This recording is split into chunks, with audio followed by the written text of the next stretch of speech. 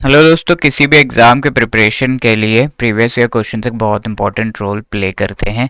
And आज हम देखेंगे जेएआईबी अक्टूबर 2024 में किस तरह के क्वेश्चंस आए थे, कौन से टॉपिक्स एग्ज़ाम के लिए इस हिसाब से इंपॉर्टेंट बन जाते हैं, कौन से टॉपिक से कितने डेप्थ से क्वेश्चन पूछा गया था, कौन से टॉपिक से किस तरह का क्वेश्चन पूछा जा सकता है, एंड आगे हम किस तरीके से इस एग्ज़ाम की प्रिपरेशन कर सकते हैं। Everything will know in this session. But आगे बढ़ने से पहले let me tell you, if at all you are preparing for the JIB exam, तो आपको बहुत अच्छा आइडिया होना चाहिए of the previous year questions, most important topics and MCQs, जिसका बढ़िया पीडीएफ डॉक्यूमेंट हमने बनाया है which you can download by clicking the link given in the description.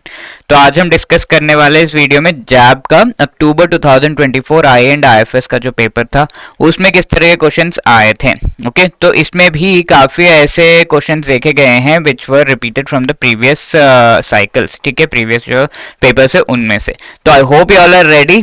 The format is कि आपको क्वेश्चन दिखाया जाएगा and then you have to try to answer it on your own, and फिर answer आपको check करना है फटाफट से। तो quickly we will start this particular session. यहाँ पर लेट मी टेल यू, ये पेपर को हमने डिवाइड कर दिया इनटू 3 पार्ट्स, और इस डॉक्यूमेंट में आपको फर्स्ट पार्ट में complete question with the options, answer, explanation सब कुछ दिया हुआ है। सेकेंड पार्ट में टॉपिक क्या है उन क्वेश्चंस का, टाइप ऑफ क्वेश्चन कैसा था, और तीसरे पार्ट में only the sum of the topics जो छूट गए थे, जिनसे क्वेश्चन हम रिकॉल नहीं कर पाए बट टॉपिक्स वी नो के एग्जाम में आए थे, वो उनको लिस्ट कर दिया गया है। ठीक है, इसके साथ साथ in this document you are also getting a detailed analysis की किस तरीके से मॉड्यूल वाइज डिस्ट्रीब्यूशन मार्क्स का क्या था, क्वेश्चंस का क्या था, एग्जाम की डिफिकल्टी लेवल का, ओवरऑल डिफिकल्टी लेवल का एनालिसिस, की टेकअवेज क्या थे, एंड आगे के लिए आप कैसे प्रिपेयर कर सकते हैं, everything is mentioned over here. ठीक है, तो late us quickly begin the first section. यहाँ मोस्ट इंपॉर्टेंट जो क्वेश्चंस जो एग्जाम में आए थे उनका आपको अच्छा आइडिया लग जाएगा कि आगे क्या आएगा एग्जाम में by solving this question. So let us quickly begin. तो यहाँ पर एक क्वेश्चन है, module A we are starting with which among the following is the characteristic of the sunrise sector. So this is a repeated topic, बार बार ये sunrise sector से related question आता ही आता है। First statement, it is in its infancy but has potential for significant growth, high degree of innovation है, high level of public awareness है, investors attracted to its long term growth prospects. तो obviously यहाँ significant growth के prospects है, high degree of innovation, because if you say artificial intelligence, so this is an example of sunrise sector। तो ये sector ऐसा है जहां पर ग्रोथ का पोटेंशियल बहुत हाई है। ऐसे आर्टिफिशियल इंटेलिजेंस में बहुत पोटेंशियल है लेकिन अभी पूरी तरीके से एक्सप्लोर नहीं कर पाए हैं, तो इनोवेशन का स्कोप यहाँ पे मिल जाता है। तो high degree of innovation, also public awareness, who doesn't knows about chat GPT, everybody knows artificial intelligence के बारे में, सबको ही पता है। High degree of public awareness होता है, लॉन्ग टर्म ग्रोथ प्रोस्पेक्ट्स, ऐसा नहीं कि एआई के बहुत एप्लीकेशंस है तो लॉन्ग टर्म ग्रोथ यहां पर होगी। तो that is all the 4 are correct, and so D 1 2 3 and 4 is the right answer. अगर आपने डी आंसर किया है तो गिव योरसेल्फ 1 पॉइंट। ये तो हो गया sunrise sector. And in the exam sunset sector से रिलेटेड क्वेश्चन पूछा जा सकता है। मैं ये सेक्टर के कैरेक्टरिस्टिक्स आपको बता देता हूं, आपको एक एग्जाम्पल बताना है मुझे कमेंट सेक्शन में। ठीक है, सेक्टर कैरेक्टरिस्टिक्स आर के पहले इसमें ग्रोथ थी at some time, now you will see कि इसमें डाउनफॉल होने लगा है, कोई इसको पूछ भी नहीं रहा। एक एग्जांपल मैं दे देता हूं, like the pen drive sector. ठीक है, तो पेन ड्राइव जो लोग बना रहे थे अब तो कोई खास पूछ ही नहीं रहा, all the data is going into the cloud, everybody has internet service. तो ऑब्वियसली इसमें ग्रोथ के प्रोस्पेक्ट नहीं है, लो डिग्री ऑफ इनोवेशन है, पब्लिक अवेयरनेस, पब्लिक इंटरेस्ट ही नहीं रहा है इसमें, इन्वेस्टर्स भी इसमें इन्वेस्ट नहीं करना चाहते, all of these things. Now one more example for sunset sector is something that you will be giving me. Second question, the overall priority sector lending target of small finance bank. तो small finance bank का priority sector lending target हर बार आता है, तो the answer for this is 75%। Priority sector are दो sectors which are high priority but उनको banks loan देने से थोड़ा कतराते हैं, समटाइम्स डिफॉल्ट के वजह से या कोई और रीजन से। तो लाइक एग्रीकल्चर सेक्टर, फार्मर्स को ज्यादा बैंक्स लोन नहीं देते, तो but government RBI along with government of India has set some target कि भाई अगर आप स्मॉल फाइनेंस बैंक हो तो आपका पूरा जो लोन पोर्टफोलियो है, लेट्स से 100 रुपीज का लोन आप दे रहे हैं, इसमें से 75 rupees at least you have to give that to the priority sector overall. ठीक है, तो इस तरीके से ये तो स्मॉल फाइनेंस बैंक का टारगेट हो गया। इसी तरीके से एक और टाइप ऑफ बैंक है जिनका this priority sector lending target है सेम, ठीक है, 75% ही है। वो कौन सा बैंक है आप मुझे बता सकते हैं। Scheduled commercial banks as well as foreign banks के लिए this overall priority sector lending target is 40% of ANBC और CEOBE. This represents the loan amount जो वो पर्टिकुलर बैंक दे रहा है इन टोटल, ठीक है। Apart from that we have this third question, match the following committees related to the financial sector of India, ठीक है, एकदम फैक्ट बेस्ड क्वेश्चन है। चक्रवर्ती कमेटी, इसको किससे, मॉनेटरी पॉलिसी से हम मैच कर सकते हैं। नरसिम्हन कमेटी 1 ने रिकमेंडेशन दिए थे फाइनेंशियल सेक्टर रिफॉर्म से related. Padmanabhan committee reviewing bank supervision, harmonisation of role of financial institutions and banks, तो reviewing bank supervision.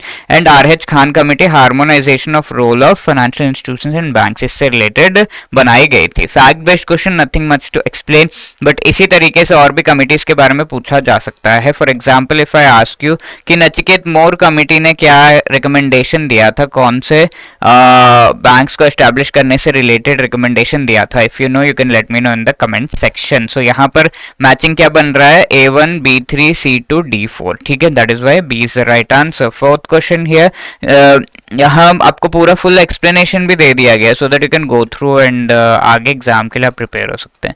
Now which among the following is the correct ratio of minimum turnover of the micro enterprise to small enterprise. तो पहले 2025 से पहले का जो definition है उसके हिसाब से if we see micro small medium enterprise का, माइक्रो एंटरप्राइज में इन्वेस्टमेंट 1 करोड़ एंड 5 करोड़ तक का टर्नओवर अगर बन रहा है, स्मॉल एंटरप्राइज में 10 करोड़ का इन्वेस्टमेंट एंड 50 करोड़ तक का अगर टर्नओवर बन रहा है, एंड मीडियम एंटरप्राइज में 50 करोड़ तक का इन्वेस्टमेंट एंड 250 करोड़ तक का टर्नओवर अगर बन रहा है, then these are called the MSMEs का क्राइटेरिया। अब यहाँ पे पुराने डेफिनेशन के हिसाब से was the ratio of the minimum turnover, तो 50:5 करोड़, ठीक है, स्मॉल एंड माइक्रो का इन्होंने पूछा 50:5, इट वुड बी 1:10 रेशियो, ठीक है, तो C is the right answer, ठीक है। तो अब जो क्राइटेरिया है वो चेंज हो चुका है, तो माइक्रो के लिए 2.5 करोड़ से नीचे के जो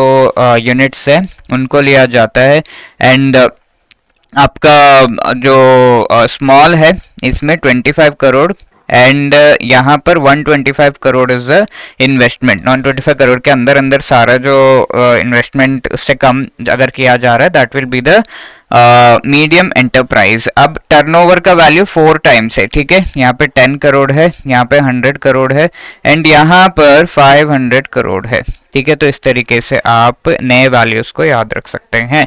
now moving to fifth question, MSME sector has help the country to achieve which among the following.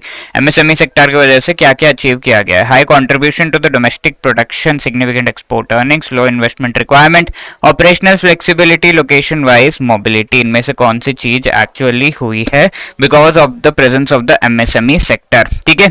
तो डोमेस्टिक प्रोडक्शन में ऐड किया है इन्होंने, एक्सपोर्ट अर्निंग्स बहुत ज्यादा इसके वजह से हुई बिकॉज अराउंड 40% से ज्यादा जो इंडिया से एक्सपोर्ट जाते हैं उनके प्रोडक्ट्स एमएसएमईज ही बनाते हैं। इन्वेस्टमेंट की रिक्वायरमेंट बहुत कम है। ऑपरेशनल फ्लेक्सिबिलिटी यानी कि if they want to change their operations and make a new product so they can do it. Location अगर वो चाहते हैं तो एक जगह से दूसरे जगह इजीली शिफ्ट हो सकते हैं। Now all these 5 are the most important characteristics and objectives for which MSMEs have been established. So 1, 2, 3, 4 and 5. D would be the right answer. ठीक है. Now sixth question, protectionism does not take which among the following form?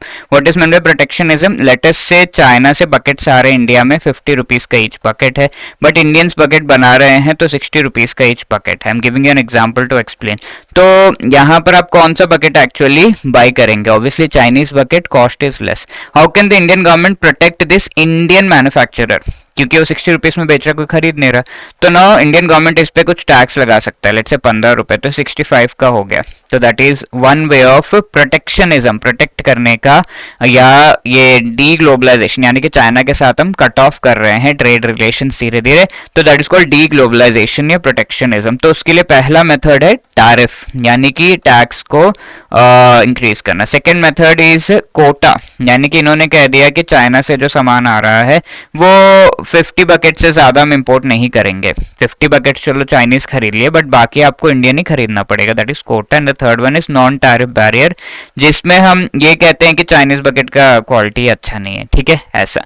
तो ये सब कुछ international agreements के basis पर किया जाता है, ऐसे ही विम्सिकली नहीं। तो those agreements have been established as per the platform of WTO। तो WTO के द्वारा गवर्नमेंट्स को ये 3 मेथड्स दिए गए हैं फॉर प्रोटेक्शनिज्म या फिर प्रोटेक्टिंग देयर पीपल्स गुड्स। तो tariff, import Kota, non tariff barrier तीनों ही है, which is not one of them is GST। GST लगाओगे तो आप अपना ही पर्सन पे टैक्स लगाओगे, तो that is not one of the deglobalizing या protectionism related initiatives. The foreign direct investment limit allowed in India in telecommunication service sector कितना है? telecommunication service sector में FDI कितना आ रहा है? तो this is a sector which is slightly safe, ठीक है। जो अनसेफ है वैसे में गवर्नमेंट रिस्ट्रिक्ट करता है, तो टेलीकम्युनिकेशन इज स्लाइटली सेफ। तो इस वजह से इसमें जो FDI आ रहा है, फॉरेन कंट्रीज से इन्वेस्टमेंट आ रहा है, उसको 100% लिमिट है, that too through the automatic route. Okay, तो इस तरीके से आप याद रख सकते हैं। Few more that you need to remember are banking में अगर हम प्राइवेट बैंक्स देखें तो 74% तक जो इन्वेस्टमेंट है it is allowed. Let's say there is a company, इसको 100 रुपीज लगते हैं टू एस्टैब्लिश इट, तो 74 रुपीज तक बाहर कंट्री से पैसा लाया जा सकता है प्राइवेट बैंक्स में, जिसमें 49% तक ऑटोमेटिक एंड उससे अबव गवर्नमेंट रूट से आ रहा है। अब बैंकिंग जो पब्लिक सेक्टर है उसमें सिर्फ 20% दैट टू गवर्नमेंट रूट से अलाउ किया जा रहा है। इंश्योरेंस में 74 ऑटोमेटिक, पेंशन में भी it is not 74, it is 49 and that too government route से अलाउ किया जा रहा है। ओके, टेलीकम्युनिकेशन में 100% ऑटोमेटिक रूट से, ठीक है। तो this is the thing. Now apart from this which among the following statement is correct with respect to economic growth and development पूछा गया। तो अगर किसी कंट्री का जो GDP है या नेशनल इनकम वो इंक्रीज हो रहा है, will call it economic growth. And apart from that national income के साथ साथ GDP ग्रोथ के साथ साथ उस कंट्री में पॉवर्टी एलिविएशन, एम्प्लॉयमेंट ग्रोथ, ये सारी चीजें भी हो रही हैं, then that is known as the, इस चीज को हम इकोनॉमिक डेवलपमेंट कहते हैं, ठीक है।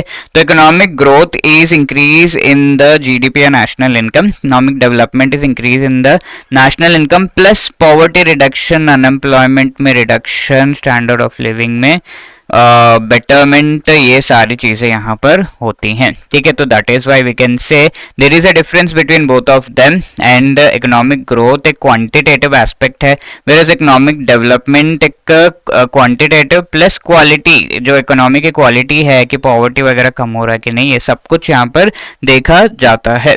ओके, तो इस तरीके से economic growth means an increase in the real national income या नेशनल आउटपुट। तो दिस स्टेटमेंट इज करेक्ट है ना। इकोनॉमिक ग्रोथ मतलब नेशनल इनकम का ग्रोथ को हम कहते हैं मेनली, यस। और लेट मी टेल यू, अगर आपको इकोनॉमिक डेवलपमेंट करना है, यानी कि आपको पॉवर्टी कम करना है, अनएम्प्लॉयमेंट, लेट से आपको किसी को गरीब लोगों को खाना देना है, तो ऐसे केस में आपका खुद का अच्छा इनकम होना चाहिए, then only you can do that ना।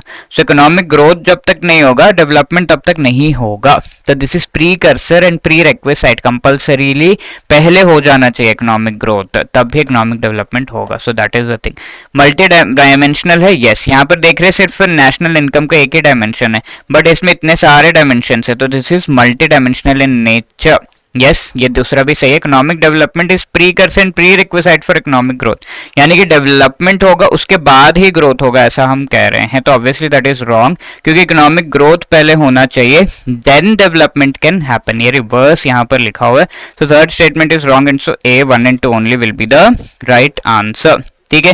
Now next one is quinary sector is a सब सेक्टर ऑफ डैश। यहाँ पर ये सेक्टर से रिलेटेड हम पिछले जो सेशन है उनमें भी देख चुके हैं, प्री वाईक्यू के सेशंस में। और यहाँ अगर हम देखें, there are different sectors of the economy. Primary sector वो होता है जो कि नेचुरल रिसोर्सेज को एक्सट्रैक्ट करने के लिए यहाँ पर लाइक एग्रीकल्चर एंड ऑल, वो सेक्टर है। सेकेंडरी सेक्टर जहाँ पर इन नेचुरल रिसोर्सेज की प्रोसेसिंग होती है। And tertiary sector is that sector जहाँ पर सर्विसेज प्रोवाइड किए जाते हैं। अब कुछ ऐसे सर्विसेज है which are extra special, for example मैं पढ़ा रहा हूँ, teaching is extra special, research and development extra special हो गया, तो उन्हें क्वार्टरनरी सेक्टर का पार्ट बनाया गया है। Then we have extra special services of decision making by the top bureaucrats leadership, तो उससे क्वीनरी सेक्टर का पार्ट बनाया गया है, जिसे ब्रेन ऑफ द इकोनॉमी भी कहा जाता है। ठीक है, याद रहेगा आपको। तो दैट इज वाई ये दोनों sectors quaternary quinary service sector या टेरिशरी सेक्टर के सब सेक्टर्स माने जाते हैं, बिकॉज ये एक्टिविटीज टेरिशरी सेक्टर में ही आते हैं, सर्विस सेक्टर में ही आते हैं, बट कुछ स्पेशल है तो अलग से नाम दिया गया। तो that is why the answer would be tertiary sector. ठीक है, now moving ahead we can say this question which among the following is are the functions of NITI Aayog. ठीक है, बहुत ही सिंपल है। नीति आयोग को लाया क्यों गया था? बिकॉज इससे पहले जो प्लानिंग कमीशन था वो एक टॉप डाउन अप्रोच, यानी कि ऊपर से डिसीजन लेके नीचे बस इंप्लीमेंट करने के लिए देता था। तो NITI Aayog came up with the bottom up approach कि नीचे से जो है सभी से पूछ के सबका ओपिनियन लेके देन इट विल डिसाइड कि क्या करना चाहिए, एंड बस एडवाइस करता है गवर्नमेंट ऑफ इंडिया को ऐसे पॉलिसी सब डिजाइन कर सकते हो ऐसा करके। तो इसमें नीति आयोग एक तरीके से bottom up approach and cooperative federalism को प्रमोट कर रहा है, cooperation between the federal units, यानी कि state and centre, state and state के बीच cooperation, to develop a shared vision of national development priority sector strategies with active participation in the light of national objectives. Obviously national objectives जो है उनको develop करना, to promote cooperative federalism जो मैंने अभी आपको बताया, yes, to create procedures for developing viable plans at the village level, gradually aggregating these। तो बॉटम अप अप्रोच जो मैंने बताया, प्लान्स विलेज लेवल पे बनाना एंड इनको ऊपर तक एग्रीगेट करना। Ensure national security considerations are included into the economic strategy, yes absolutely, to give special attention to those segments of our society who may be at danger of not benefiting adequately, yes, जो marginalized societies है उनको भी special attention देना। all of these are the right answer, so 1 2 3 4 and 5 D would be the correct answer over here। Now among the following was the chairperson of NITI Aayog. NITI Aayog का making अगर आप देखोगे तो इसका चेयरपर्सन जो है वो प्राइम मिनिस्टर है। इसमें एक गवर्निंग काउंसिल है जिसमें डिफरेंट स्टेट्स के CM and lieutenant governors of different union territory सब यहाँ पर होते हैं। At least 4 council of members, maximum 4 council of members जो है प्राइम मिनिस्टर बुलाते हैं to be part of the Niti Aayog, and experts यहाँ पर होते हैं।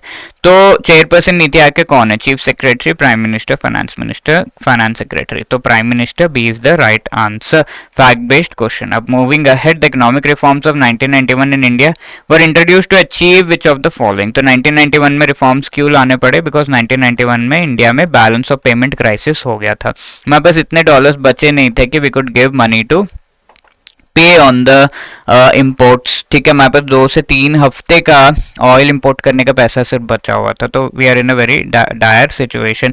तो ऐसे में हमने ये 1991 में आईएमएफ के पास गए तो दे सेड कि you have to come up with reforms. तो इसका एम क्या था? High economic growth, not increasing inflation, decreasing inflation, minimising current account deficit, यानी कि एक्सपोर्ट्स पर अगर हमें इतना अर्निंग हो रहा है तो इंपोर्ट पर हमारा खर्चा इतना ज्यादा हो रहा है, तो this difference is called the current account deficit. तो इसको हमें कम करना है, मिनिमाइज करना है, ठीक है, और इन्फ्लेशन को भी मिनिमाइज करना है, बट इंक्रीजिंग लिखा है तो दैट इज रॉन्ग। तो 1 and 3 only, C would be the right answer. ठीक है, now apart from this which among the following is known as father of the pink revolution? Pink revolution P, Durgesh Patel P, ऐसा आप याद रख सकते हैं। Doctor MS. Swaminathan को कौन से रेवोल्यूशन का फादर माना जाता है?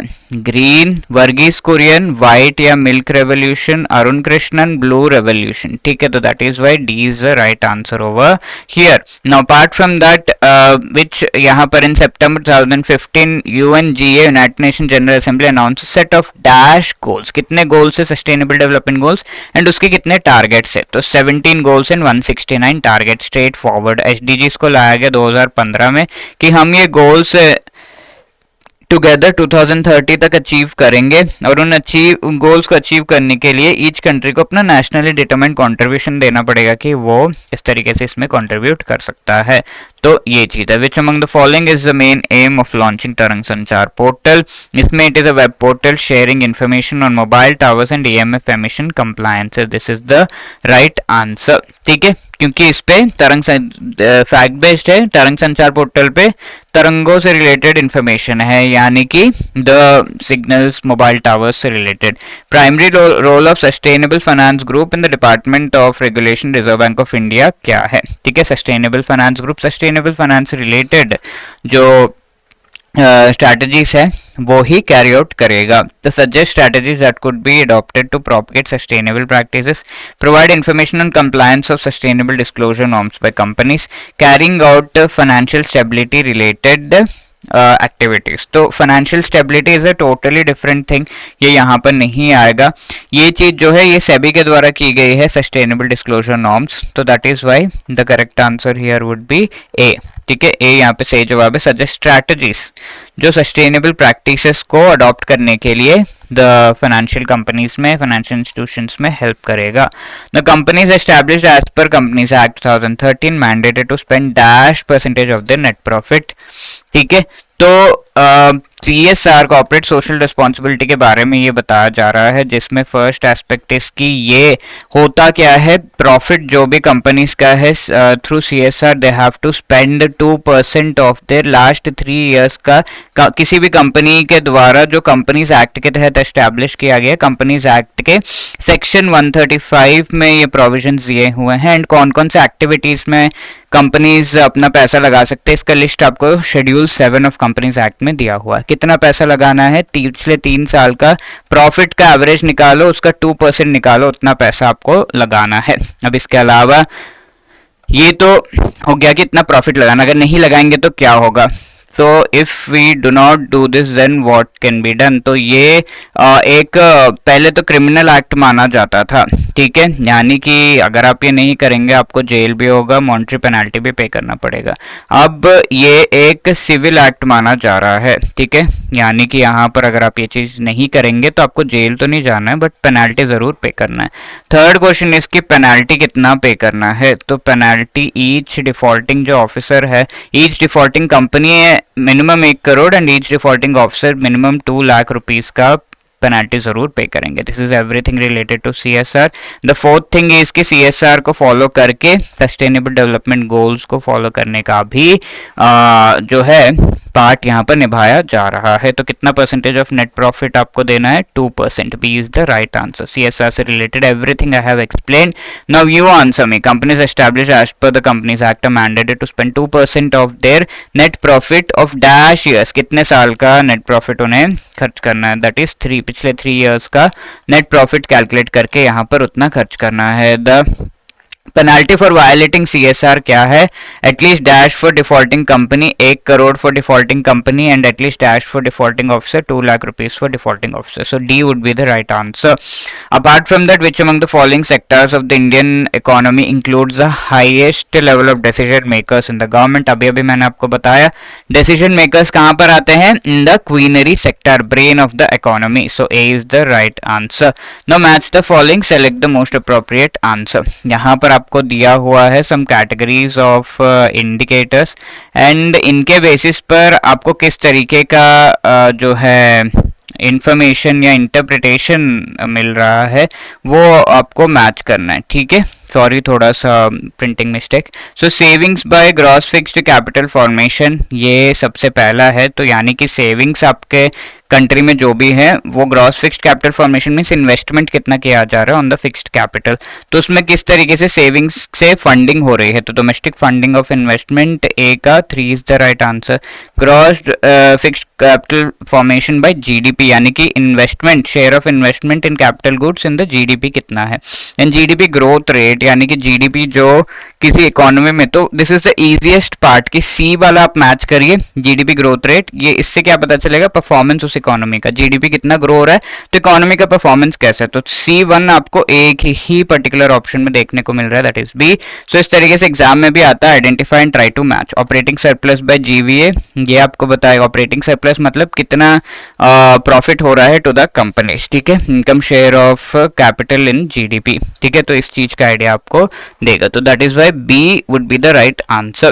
Now apart from this, which among the following is one of the pillars of the foreign trade policy 2023? तो I already told you कि foreign trade policy 2023 आते रहता है एग्जाम में, पहले भी आ चुका है, नाउ अगेन। तो 2023 this is the latest foreign trade policy. इसमें क्या क्या चीजें दी हुई है? एक तो फॉरेन ट्रेड का काफी इंपॉर्टेंट एक पार्ट है कि इंडिया में बहुत सारा बाहर कंट्रीज से पैसा भेजा जाता है, which is called the remittance. तो ये रेमिटेंस को हमें इंसेंटिवाइज करना है, this is one important thing. Then exports को प्रमोट करना है, ease of doing business through digital activities, e commerce and districts को एक्सपोर्ट हब बनाना है। ठीक है, तो ये चीजें रिलेवेंट है, आप पढ़ के ही समझ सकते हैं। The all these four are the pillars of the foreign trade policy 2023, so D would be the right answer. Now, apart from that, which among the following is the aim of the Amrit being implemented by the government of India? Amrit is the scheme for promoting urban या फिर city related infrastructure.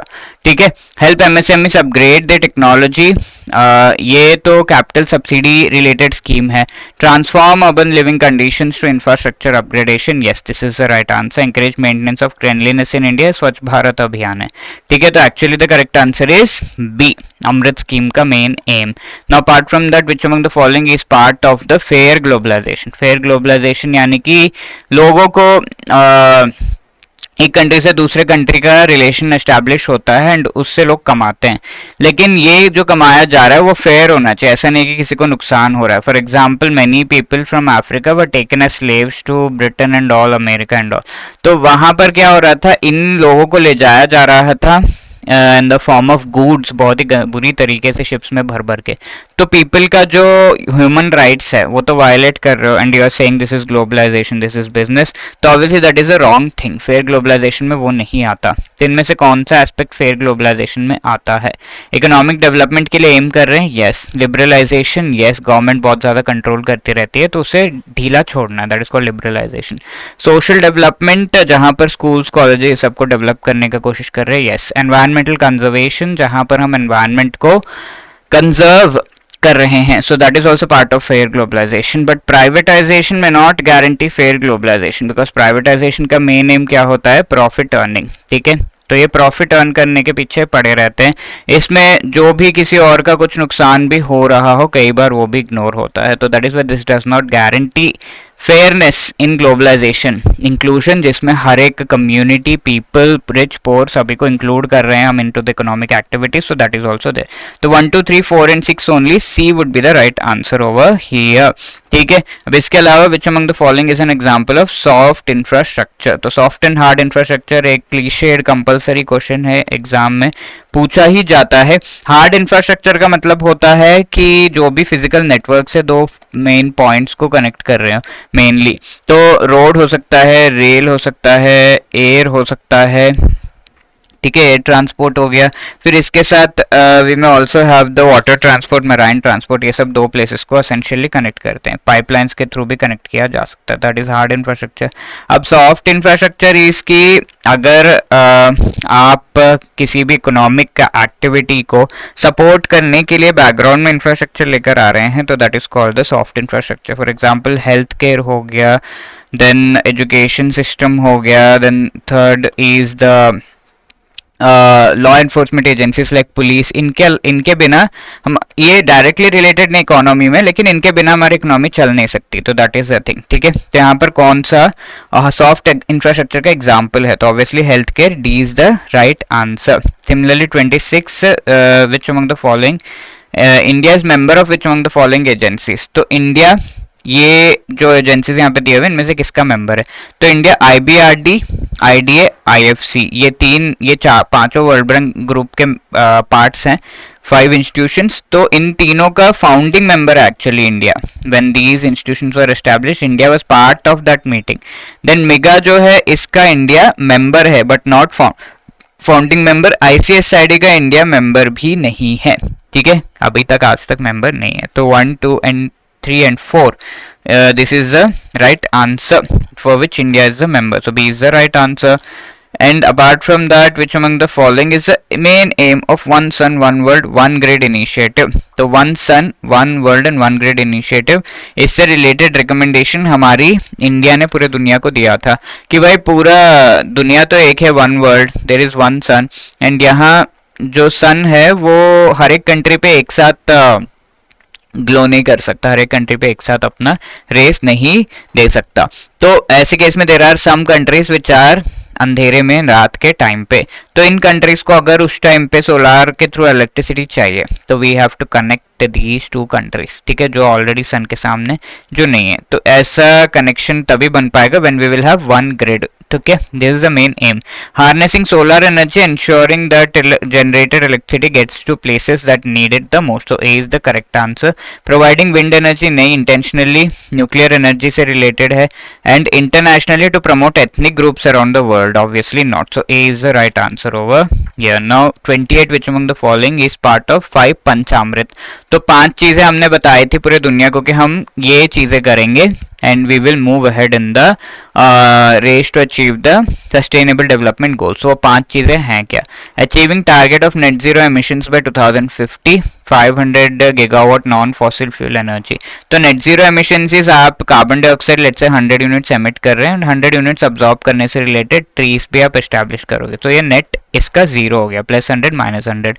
Non fossil energy is the coal, petroleum, ये सब fossil energy है, and then wind, solar, ये सब non fossil fuel हो जाता है, जो कि ज़मीन के नीचे से आपको निकालने की ज़रूरत नहीं है, नॉन फॉसिल है। तो 2030 तक हम 500 गीगावाट्स का non fossil energy capacity achieve कर लेंगे। देन 50% जो भी हमारा रिन्यूएबल एनर्जी के रिक्वायरमेंट्स है, रिन्यूएबल एनर्जी सोर्सेस, हमारे जो एनर्जी रिक्वायरमेंट्स है उनको हम 50% फुलफिल करेंगे from the renewable energy sources only. आज के डेट में 80-90% तक हम पेट्रोल, ऑयल, गैस यही सब यूज करते हैं इलेक्ट्रिसिटी प्रोड्यूस करने के लिए, but we will use renewable energy like solar, wind, hydro, इनको by 50%। India will reduce total projected carbon emissions 1 billion tons तक हम रिड्यूस करेंगे।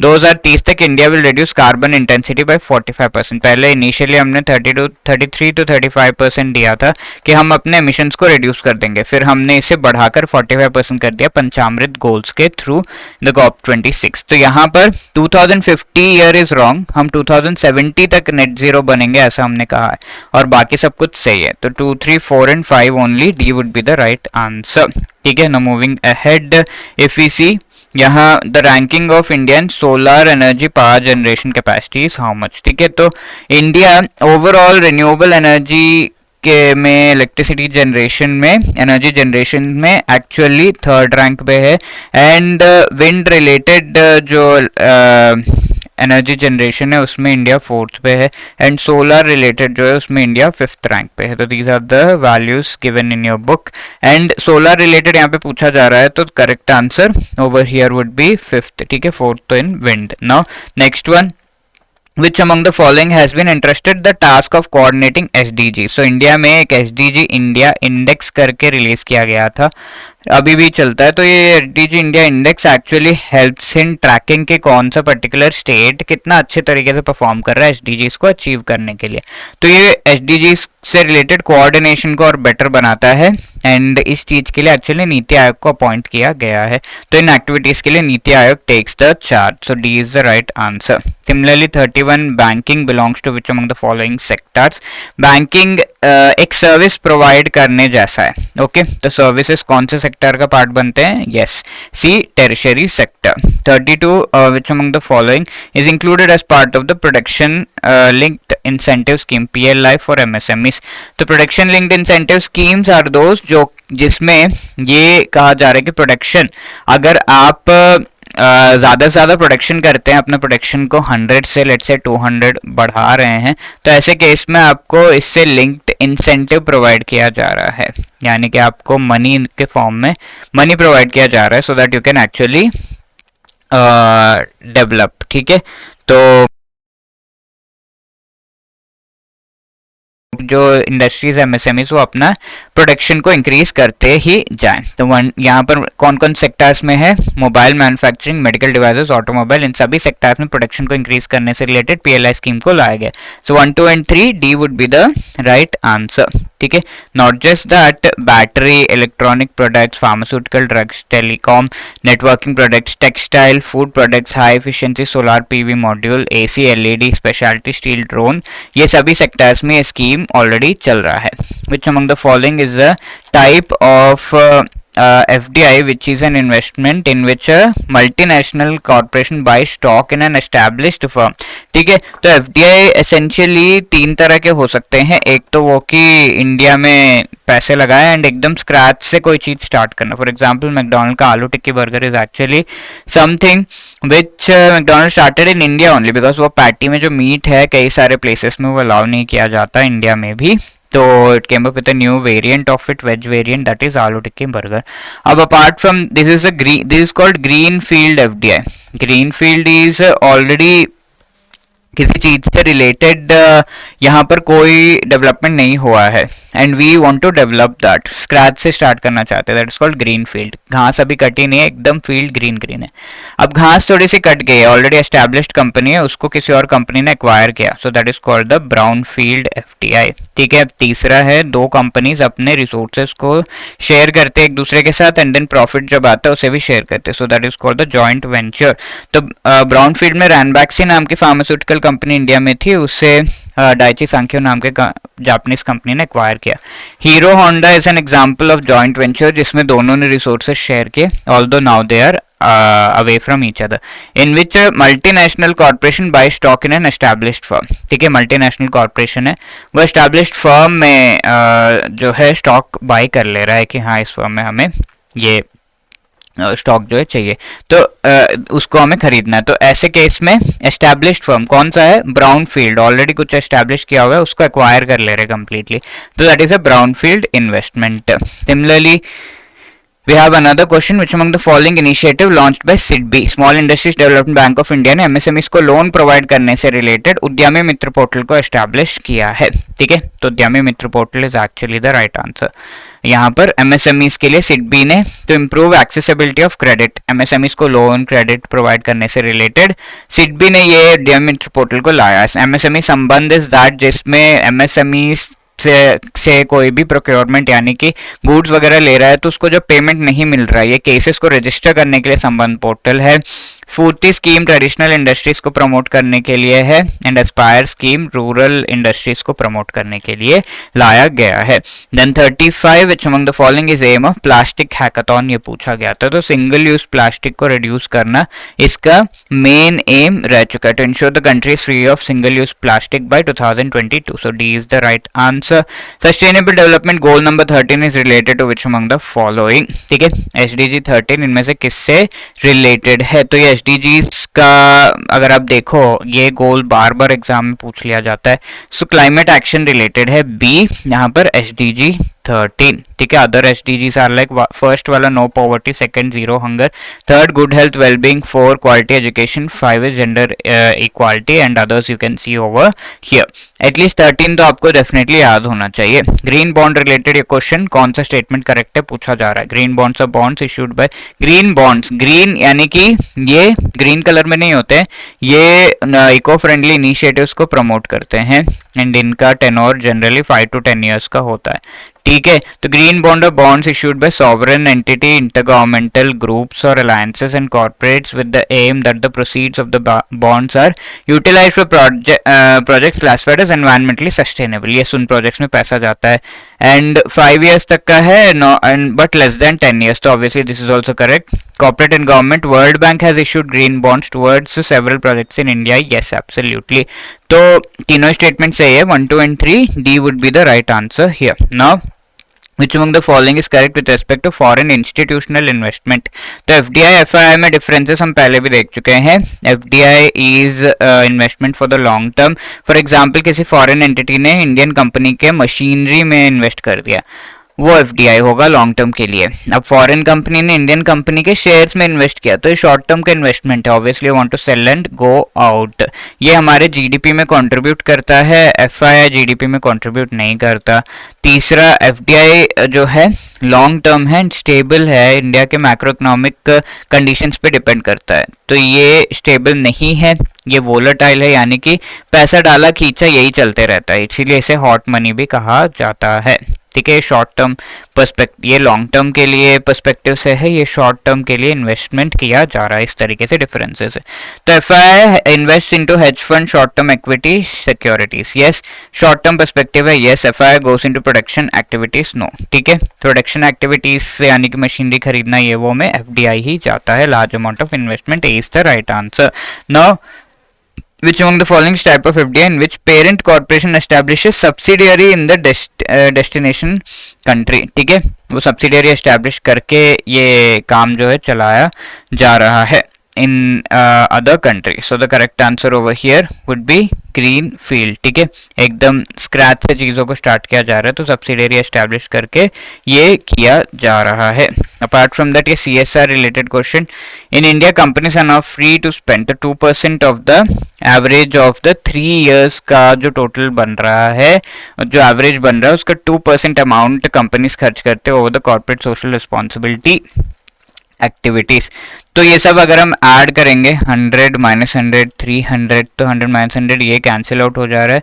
300 डिवाइडेड बाय 3 एंड इसका 2% निकालना है हमें, तो वो कितना होगा, ये 100 हो गया, ये cancel. So 2 lakh rupees is the amount जो कि ये ए जो है वो खर्च करेगा। ऐसे ही बाकी सबका कैलकुलेट करेंगे तो आपको ये सब वैल्यूज आएंगे 2 लाख, 4.83, 5.5 एंड नील, ठीक है। तो इस तरीके से हम कह सकते हैं कि 3 साल का जो भी मनी प्रॉफिट आया उसका एवरेज निकालो एंड उसका 2% आप यूज करो in actually spending over the CSR activity, so that can be called as the CSR में जो आप खर्चा कर रहे हैं, ठीक है।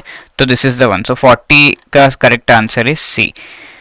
अपार्ट फ्रॉम दैट अब मॉड्यूल बी में चलते हैं। ए हो गया, the tenor of the term repos conducted by RBI under TLTRO, ठीक है, targeted long term repo operation. तो रेपो ऑपरेशन का टेनोर कितना होता है? रेपो ऑपरेशन होता क्या है, let's say bank wants to borrow money from RBI, तो बैंक मनी तो बोरो कर लेगा, RBI कहेगा थोड़ा कोलेटरल रखो, तो गवर्नमेंट सिक्योरिटी या फिर कुछ बैंक सिक्योरिटी जो एलिजिबल है वो दे देगा। अब इसके बाद when the bank is returning that money, collateral जो रखा गया है सिक्योरिटीज रिटर्न किए जाएंगे, तो bank is essentially repurchasing the securities, तो इसे हम that is why repo rate कहते हैं। ओके, अब ये रेपो रेट जो है बैंक को हेल्प करता है, बैंक को लोन प्रोवाइड करके रेपो के थ्रू हेल्प करता है, और ये इसका टेनोर 1 डे का ही होता है, overnight. Then there is something called term repo, जिसमें 7, 14 एंड 28 डेज तक का लोन लिया जा सकता है। अब इससे भी ज्यादा टाइम पीरियड के लिए चाहिए तो लॉन्ग टर्म रेपो ऑपरेशन है, जो कि 1 to 3 years के लिए ये किया जा रहा है। एंड इसके आगे टी लग गया तो targeted long term repo operation, यानी कि RBI बैंक को लोन देगा और एक टारगेट देगा कि आपको ये पर्टिकुलर कॉर्पोरेट बॉन्ड्स जो है उसमें इन्वेस्ट करना है, इसमें पैसा लगाना है, इस तरीके से, तो it will help the companies, तो इस तरीके से टारगेट दिया जाता है। तो टारगेटेड लॉन्ग टर्म रेपो भी 1 to 3 years के टाइम पीरियड के लिए है। A is the right answer. Now which among the following is objective of fiscal responsibility? FRBM act का objective to achieve long term macroeconomic stability। FRBM act is fiscal responsibility basically, यानी कि government का जो expenditure है let's से इतना है but उसका इनकम इतना ही है, तो ये बाकी पार्ट जो है दिस इज द डेफिसिट, यानी कि कमी है, और ये जो कमी आ रही है इसको फुलफिल करने से रिलेटेड गवर्नमेंट को स्टेप्स लेने चाहिए, that is a fiscal responsibility. And ये कमी फुलफिल करने के लिए मोस्टली गवर्नमेंट डेट लोन लेता है, तो वो लोन अमाउंट कम करना है, एक्सपेंडिचर कम करना है, इनकम बढ़ाना है, ये सब करके हमें डेफिसिट को मिनिमाइज करना है। तो ये चीज इस पर्टिकुलर एक्ट का मेन एम है। Long term macro economic stability while targeting budget surplus, budget में सरप्लस इनकम होना चाहिए। Yes, introduce prudential debt management, debt जो लिया जा रहा है उसे मैनेज करना है। Yes, introduce transparent fiscal management system in the country. Yes, fiscal impediments, अगर कोई इश्यूज आ रहे हैं उन्हें कम करना, ठीक है। तो yes, all of these are the objectives of the fiscal responsibility in budget management act. Then the next question is on SLR। There are 2 kinds of reserves तो बैंक्स मेंटेन करते हैं। CRR बैंक मेंटेन करते हैं with the RBI only in the cash form. SLR bank maintain करते हैं with itself in the cash, gold and government security form, ठीक है। SLR के प्रोविजंस आपको सेक्शन 42 ऑफ RBI एक्ट में देखने को मिल जाएंगे। CRR के provision section 24 of banking regulation act में आपको देखने को मिल जाएंगे। Okay, SLR refers to the amount that all banks require maintaining in the form of cash only. Absolutely wrong. It is determined as percentage of net demand and time liabilities. ठीक है, SLR का value अगर हम देखें, ये पहले restricted था, but आज के डेट में लोअर लिमिट का कोई रेस्ट्रिक्शन नहीं है, अपर लिमिट का रेस्ट्रिक्शन है कि 40% of net demand and time liabilities, that is a deposit जो बैंक के पास है उसका 40% होगा, ये एक लिमिट है. तो yes, two only B will be the right answer over here. ठीक है, next question is calculate, consider the following to calculate the GDP of an economy. GDP यहाँ पर कंजम्पशन ऑन फूड एंड ये सब दिया हुआ है, which means GDP bye expenditure method यहाँ कैलकुलेट करना है. एक्सपेंडिचर मेथड में चारों जो एजेंट्स है हमारे इकोनॉमी में, that is the normal people, house holds like these, firms, companies, then government and foreign sector, इन सभी का जो एक्सपेंडिचर है उसे ऐड किया जाता है. तो हाउस होल्ड्स जो एक्सपेंडिचर करेंगे that is consumption expenditure, firms करेंगे कंपनीज तो इन्वेस्टमेंट एक्सपेंडिचर, गवर्नमेंट करेंगे तो गवर्नमेंट एक्सपेंडिचर, एंड जो फॉरेन सेक्टर है उसमें एक्सपोर्ट से जो अर्निंग हो रहे हैं वो माइनस इंपोर्ट पे जो खर्चा हो रहा है इंडिया से बाहर, तो वो सब्ट्रैक्ट करके जो भी वैल्यू आ रहा है that would be your total GDP. ठीक है, सब कुछ ऐड करके तो सारा एक्सपेंडिचर. तो इसी तरीके से जीडीपी का फॉर्मूला यहाँ पर मैंने दे दिया है, इसको कैलकुलेट करेंगे. Consumption on food 100 crore plus purchase of machinery by the firms, investment किया गया 100 करोड़ का, सैलरीज गवर्नमेंट दे रहा है, एक्सपेंडिचर तो 200 करोड़, एक्सपोर्ट से रेवेन्यू आ रहा है 100 एंड इम्पोर्ट पे पैसा जा रहा है 100, तो ये कैंसिल. तो 200 plus 200 which is 400 crore rupees is the right answer for this particular calculation of GDP. Clear है, पूरा फॉर्मूला में हमने ये वैल्यूज डाल दिए. Which among the following is correct formula to calculate velocity of money? तो जो भी फ्रेश पैसा होता है M0 रिजर्व मनी, वो आगे जाकर बैंक्स में जब डिपॉजिट होता है वो मल्टीप्लाई हो जाता है, and it is called broad money M3. ठीक है, M3 में आपके बैंक डिपॉजिट सारे आ जाते हैं व्हाइल कैलकुलेटिंग M3. तो broad money by reserve money, इसे हम मनी मल्टीप्लिकेशन फैक्टर कहते हैं. ना फर्दर जो हमारा ब्रॉड मनी है वो इकोनॉमी में जाता है, डिफरेंट हैंड्स चेंज करता है और सारे गुड्स एंड सर्विसेज का फाइनल प्राइस बनता है. So that is why nominal GDP ये हम कह सकते हैं बनता है. तो ये नॉमिनल जीडीपी हमारे ब्रॉड मनी का एक पार्ट बनता है. This is called velocity of money. ठीक है, वेलोसिटी मतलब कितना हैंड्स चेंज किया है मनी ने. तो the formula for it is nominal GDP by broad money. ठीक है, तो B nominal GDP by broad money would be the right answer. Now classical theory of rate of interest किसने develop and modify किए? दो theories of rate of interest, एक तो classical, एक तो कीन्स लिक्विडिटी प्रेफरेंस थियरी. तो classical theory Marshall, Fisher and Pigou ने develop किया है, एंड ये थियरी को क्रिटिसाइज करके खुद की थियरी देने वाले पर्सन है John Maynard Keynes as part of the liquidity preference theory. So actually the answer is D, Marshall, Fisher and Pigou, तीन लोगों ने इसे मॉडिफाई किया है. ठीक है, which of the following rates are not included in the RBI के monetary policy में, इनमें से किस पर जो खास डिस्कशन नहीं होता. ठीक है, तो marginal cost of funds based lending rate, benchmark prime lending rate. ठीक है, तो इन दोनों को यूज करके एक्चुअली जो इंटरेस्ट रेट्स है उन्हें सेट किया जाता है, बट बैंक रेट को यूज करके इंटरेस्ट रेट्स को सेट किया नहीं जाता. That is why 1 and 2 only A would be the right answer. Now apart from that, we have a question, a dash economy is one in which government makes all important decisions. Government सारे decision लेता है, ऐसा एक economy है. सारा private decision लेता है, government and private मिलजुल के काम करते हैं, ऐसा भी economy है. तो फर्स्ट वन जो गवर्नमेंट सारे डिसीजन लेता है, कमांड या स्टेट इकोनॉमी होता है, एंड सारे डिसीजन प्राइवेट एंटिटीज लेते हैं, ऐसा economy is the market economy या फिर कैपिटलिस्ट इकोनॉमी. इसे लेजर फेयर भी कहते हैं अगर ये एक्सट्रीम है, गवर्नमेंट बिल्कुल ही हेल्प या कोई भी दखलंदाजी नहीं कर रहा, that is laissez faire. Apart from that there is mixed economy also, जिसमें दोनों ही चीजें हैं, यानी कि जो गवर्नमेंट का कंट्रोल है एंड प्राइवेट सेक्टर का कंट्रोल है, दोनों ही चीजें. तो A command economy is the right answer here. Then which one the following is inflation target, because अगर आप आरबीआई को देखो, आरबीआई गवर्नमेंट ऑफ इंडिया की फिस्कल पॉलिसी, आरबीआई की मॉनेटरी पॉलिसी, दोनों का जो टारगेट्स है, गोल्स है, वो ऑलमोस्ट सेम है. फर्स्टली इन्फ्लेशन को कंट्रोल करना, सेकेंडली ग्रोथ को प्रमोट करना, poverty reduction. But government of India का जो प्रेफरेंस है, फर्स्ट प्रेफरेंस ये है, आरबीआई का फर्स्ट प्रेफरेंस ये है, बिकॉज आरबीआई एक्ट में क्लियरली दिया हुआ है कि इंडिया में इन्फ्लेशन कंट्रोल करने के लिए आरबीआई इज रिस्पॉन्सिबल।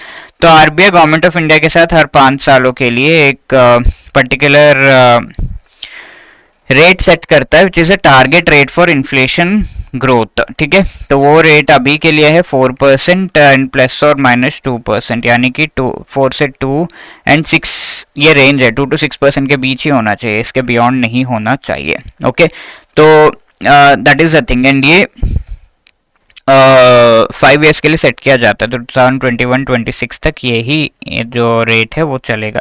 तो 4% प्लस और minus 2% would be the right answer.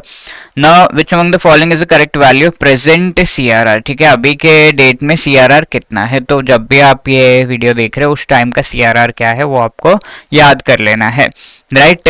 तो जब भी एग्जाम हुआ था eight that time CRR cash reserve ratio का वैल्यू 4.50 था, सो A is the right answer. इसके वैल्यूज आपको आरबीआई के वेबसाइट पे मिल जाएंगे। Now next is MCLR. मैंने आपको बताया कि एमसीएलआर यूज किया जाता था पहले to determine the bank interest rates and उसकी कैलकुलेशन कैसे हुई है। तो ये एक्चुअली पूरा थियोरी, पूरा एक हिस्ट्री है। BPLR benchmark prime lending rate, ये इससे यहाँ से स्टार्ट हुआ था। Then second is the base rate, ये आया था जिसमें बैंक्स को कहा गया था कि आप इतना इंटरेस्ट रेट से नीचे जो है इंटरेस्ट रेट नहीं रख सकते of the loans that you are giving. Now apart from that we had MCLR, जिसमें एक सेट फॉर्मूला दे दिया गया कि भाई ये फॉर्मूला ही यूज करना है आपको इंटरेस्ट रेट्स को सेट करने के लिए, बट वो फॉर्मूला में जो वैल्यूज है इंटरनली डाल रहे थे हमारे बैंक्स, तो काफी चालू। अब आरबीआई ने कह दिया कि ये नहीं, एक्सटर्नल बेंचमार्क हम देते हैं, उससे अपना इंटरेस्ट रेट को लिंक करो। तो there are 3 external benchmarks, that is repo rate, and second is treasury bill जो गवर्नमेंट ऑफ इंडिया है 3 months वाला, उसका यील्ड यानी कि profit percentage, and third one is treasury bill जो 6 months का है गवर्नमेंट ऑफ इंडिया का, उसका यील्ड यानी कि प्रॉफिट परसेंटेज। इन तीनों से आपको लिंक करना है अपने इंटरेस्ट रेट को। तो interest rate should be repo plus something, इस तरीके से ये समथिंग होगा, इसे हम स्प्रेड कहते हैं। ठीक है, तो ये रेपो रेट जो भी रहेगा, लेट्स से 4% है और बैंक ने अपना स्प्रेड 5% रखा है, तो टोटल इंटरेस्ट रेट बैंक का लोन का होगा 9%, इस तरीके से। ठीक है, तो एबीएलआर। एमसीएलआर में 4 कंपोनेंट्स है कि जो बैंक है उसने कितना पैसा खर्च किया to get this money. CRR पे बैंक पैसा काफी सारा खर्च करता है, यानी कि पैसा देता है टू द आरबीआई, बट उस पे बैंक को किसी भी तरह का इंटरेस्ट रिसीव नहीं होता। तो वो लॉस जो हो रहा है वो कंपनसेट करने के लिए जो हमारे पीपल है उनसे वसूल, कस्टमर से ये पैसा वसूला जाएगा, ऐसे कहा जा रहा है। Then there are operating cost, यानी कि आप इसको जो है ऑपरेट करने के लिए लोन वगैरह को हाउ मच आपका कॉस्ट लग रहा है, एंड देन टेन्योर प्रीमियम, जहां पर बैंक्स कई बार लॉन्ग टर्म लोन दे देते हैं। लॉन्ग टर्म लोन देने का मतलब पैसा फंसाना, and potential customers and even profits को लूज करना। तो दैट इज वाई जो ये लॉस हो रहा है उसको कम करने के लिए बाकी सारे लोन्स में टेन्योर प्रीमियम भी ऐड करेंगे। तो ये 4 चीजें आपके एमसीएलआर के फॉर्मूला में आ जाती हैं। Okay, so that is the thing. The 52 primary deficit क्या है, तो फिस्कल डेफिसिट का हमने पढ़ रखा है, जहां पर जो एक्सपेंडिचर है गवर्नमेंट ऑफ इंडिया का उसको इनकम मैच नहीं कर पा रहा और थोड़ा बच जा रहा है, जो बच जा रहा है that is called fiscal deficit. अब ये फिस्कल डेफिसिट में से या फिर एक्सपेंडिचर में से हम इंटरेस्ट पेमेंट्स को हटा देते हैं, यानी कि we just remove the interest payment from here.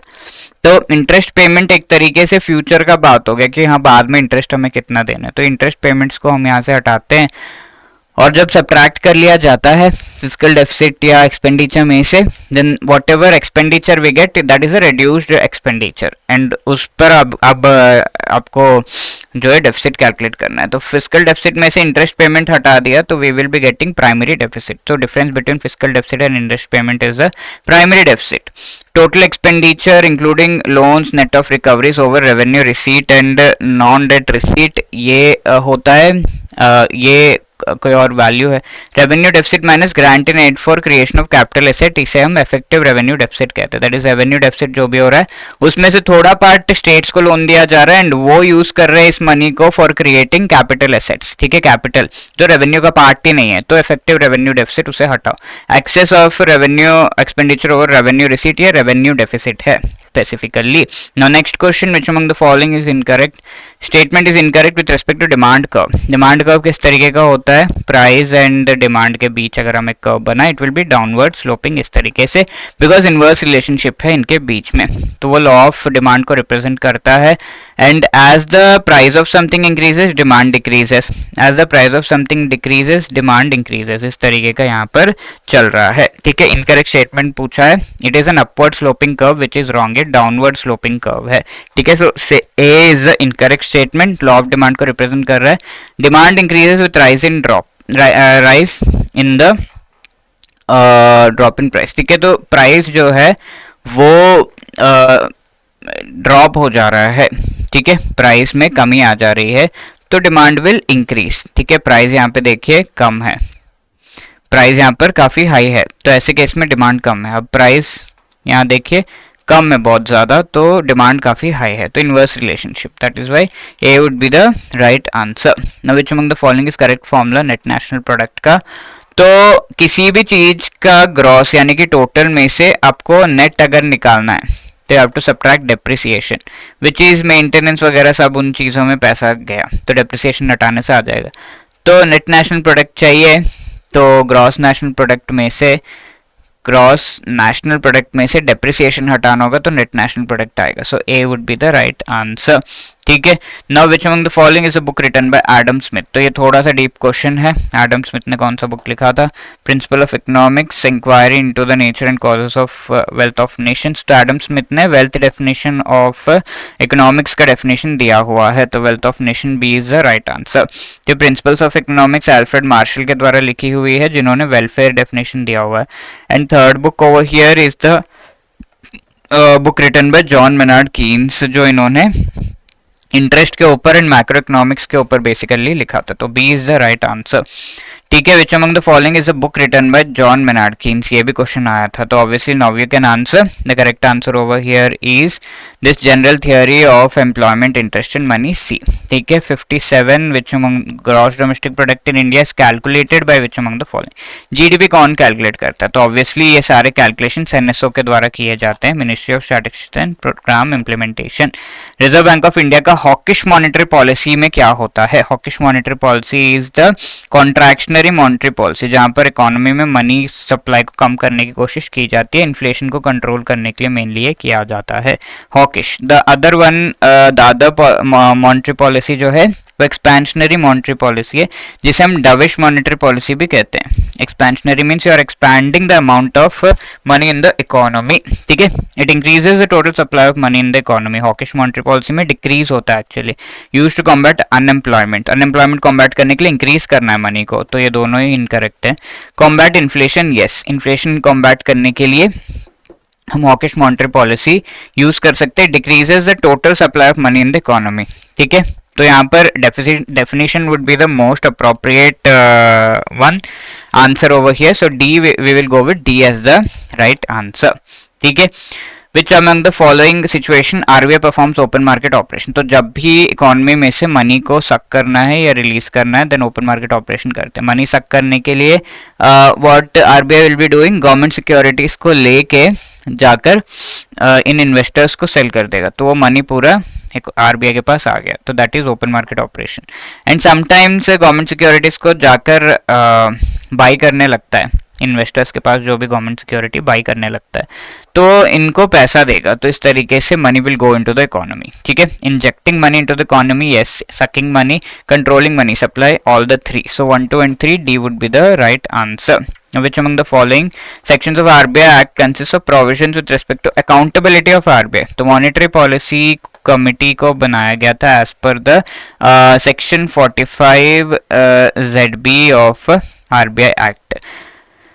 Monetary policy committee के थ्रू इन्फ्लेशन के टारगेट को अचीव करना है आरबीआई को, और अगर ये नहीं कर पाता है then it has to give explanation. ये सब दिया हुआ है section 45 ZN of RBI act में।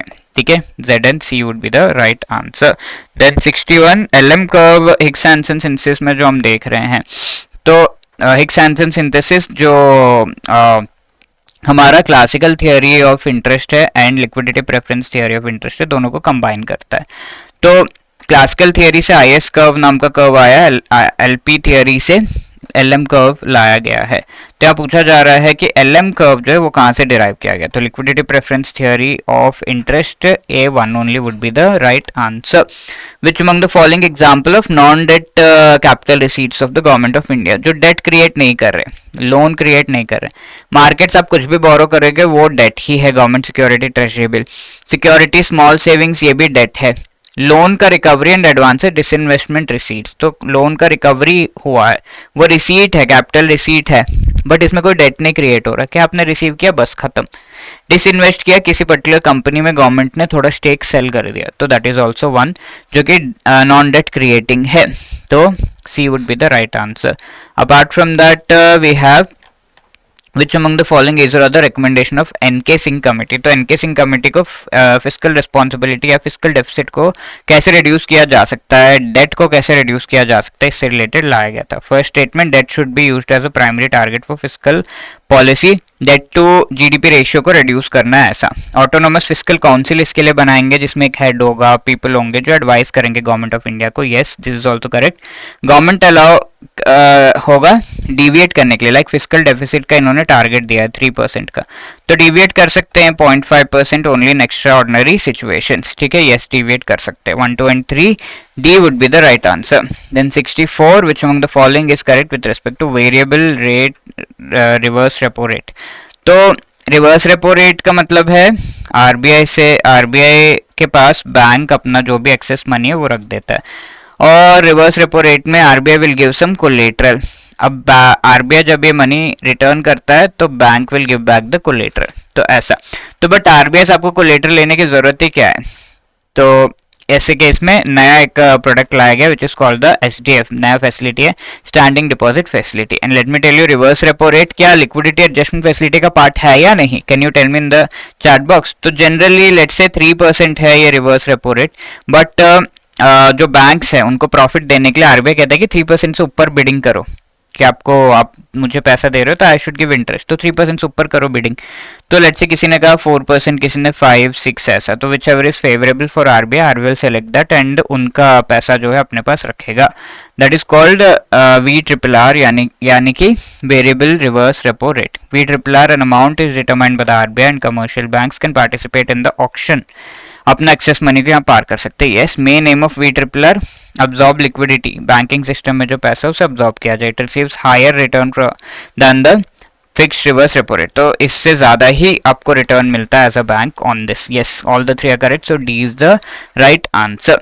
Now which on the following correct date for budget presentation, तो पहले तो फरवरी के एंड में होता था, अब 1 फरवरी को ये बजट प्रेजेंट हो जाता है, A is the right answer.